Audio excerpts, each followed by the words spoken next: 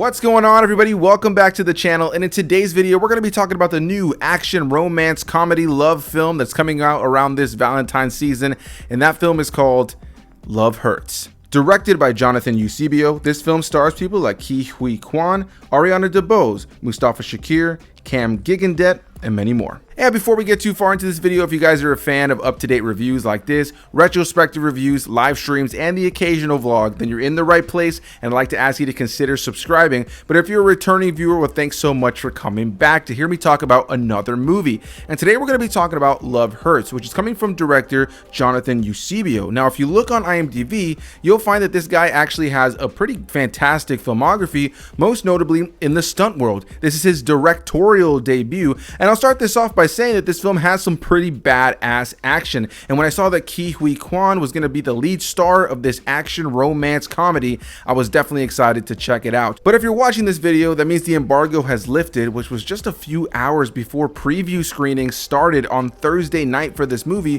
which did have me a little bit worried.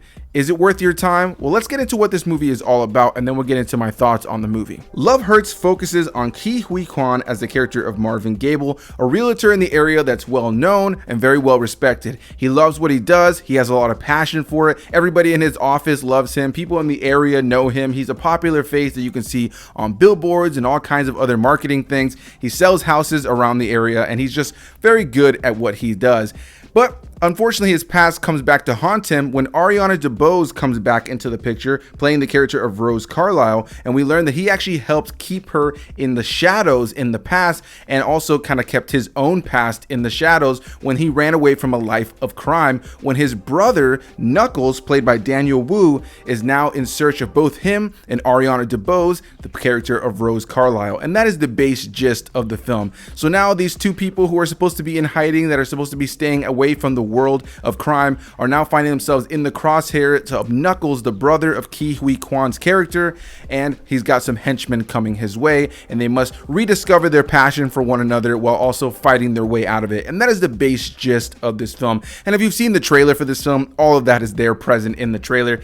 And what I'll say is that the trailer is what you get in this movie. This is by no means a film that has layers. This is by no means a film that has more than meets the eye. If you've seen the trailer, then you've pretty much seen the movie. And I'll start this off by saying I honestly wasn't really a big fan of this movie, which breaks my heart. I love Quan. I really enjoy him as an actor. I've loved him since I was a kid, and I watched things like The Goonies or things like Indiana Jones and the Temple of Doom. And when he had his resurgence a few years ago with Everything Everywhere All at Once, I was so happy for him. I loved him in that film. I loved that film. It was my favorite film that year that it released, and I've loved seeing him pop up in various things like Loki or Kung Fu Panda 4 since then, and he's got tons of other things he's working on, so I'm really happy for him, and I do think he's great in this film. I want to start this off by saying that while I didn't love this film, I think that Quan is exactly what this film needed to work. This movie only works, in my opinion, because he's in it with that very ecstatic kind of energy that he brings to performances. He's a very eclectic character in a lot of ways. He brings that fun sensibility that you see off camera and on camera for this character. He brings what makes him a very likable actor to this performance. And if you know anything about his past, you know that he did stunt choreography in the past as well. So he's doing a lot of his own stunts in this film as well, which is very cool. You can see him doing a lot of that. And that was one thing I really enjoyed about this film as well. There's big, over-the-top, fun action sequences that do not take themselves seriously in this film. In a lot of ways, this movie is a big live-action cartoon. A lot of the action was very reminiscent of things you'd see in the WWE. There's a lot of very over-the-top fights scenes that take place in this film that were undeniably entertaining to watch. And I think Quan at the center of it was without a doubt the best part of the film. He was the most charming. He was the most likable. He was so funny at various points in this film, and he kicks a lot of ass. With all of that said, outside of that on a filmmaking level, I think this film is a competently made film. I think that where this film really shines is in its choreography, which makes sense with the fact that a stunt coordinator is who's directing this film. You can tell that the action was definitely at the forefront of what this movie was about and what the vision was here, without a doubt. But outside of, solid cinematography, really badass choreography and action, and, some funny moments between these characters, I really struggled with this movie. I found that Love Hurts was a pretty generic movie that if it did not have Quan at the center of this movie, I don't really think it'd be a film that's worth your time. And I would argue that I don't necessarily know it's a film that's worth rushing to theaters to see. This is the perfect kind of movie that you would just catch on Netflix, some random release that a lot of people don't even know about that hits Netflix, and you go, that was a fun way to pass a boring Saturday night, or something to kind of throw on with the family when you're having breakfast on a Sunday morning.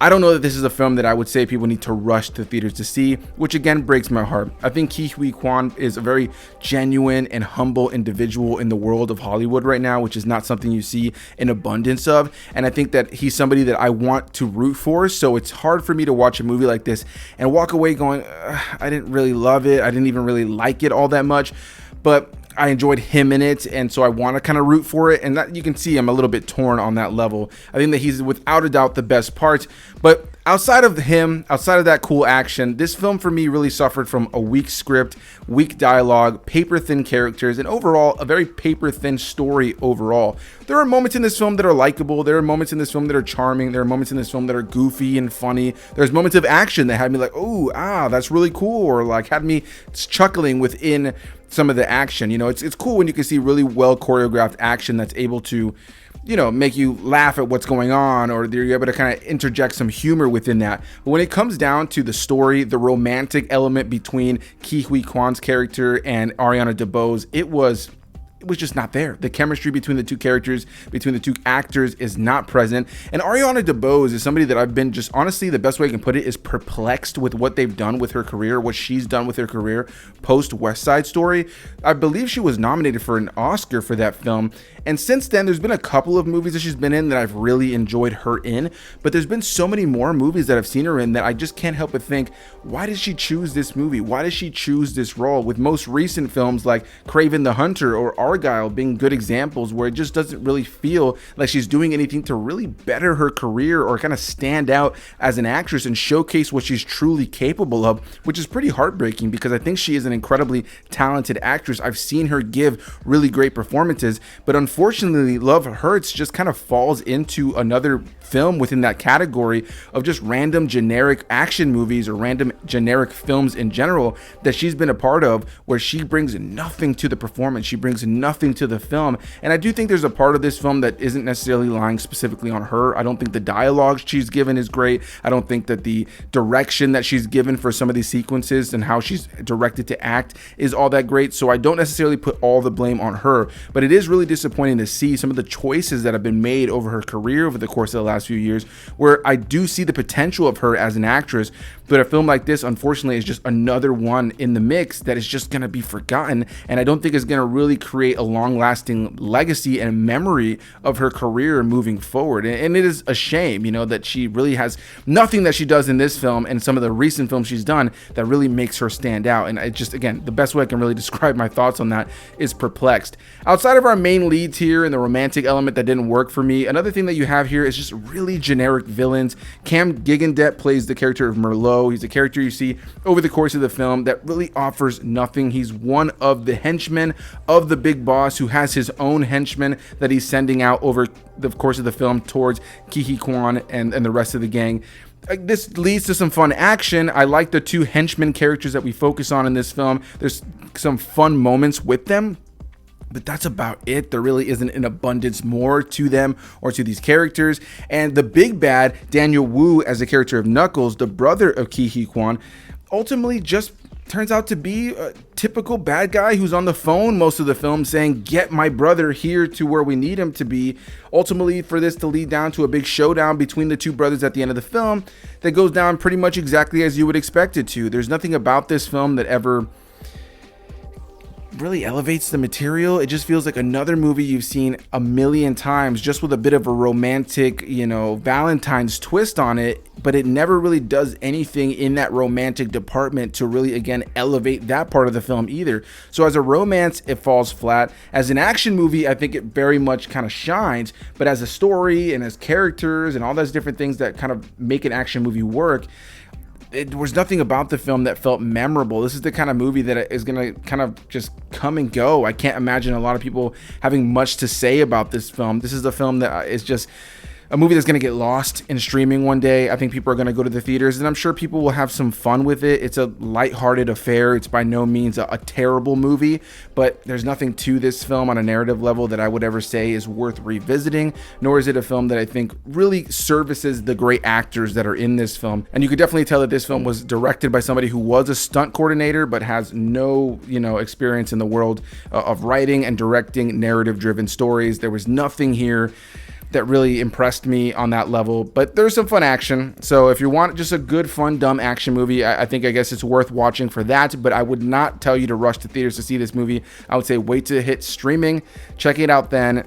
And that's my thoughts on Love Hurts. So I look forward to hearing what you guys have to say about it. Are you planning on checking this out? If you already did you like it? Did you not like it? I want Quan to have so much success. I wish this film had been better just for his sake specifically. But I gotta be honest in saying that I just wasn't impressed with the film, even if he was the best part of the film. And if he wasn't in this movie, it would be a substantially lesser film. So that's gonna be my thoughts on Love Hurts. Looking forward to hearing what you guys have to say. And I'll see you beautiful people in the next one. Bye-bye.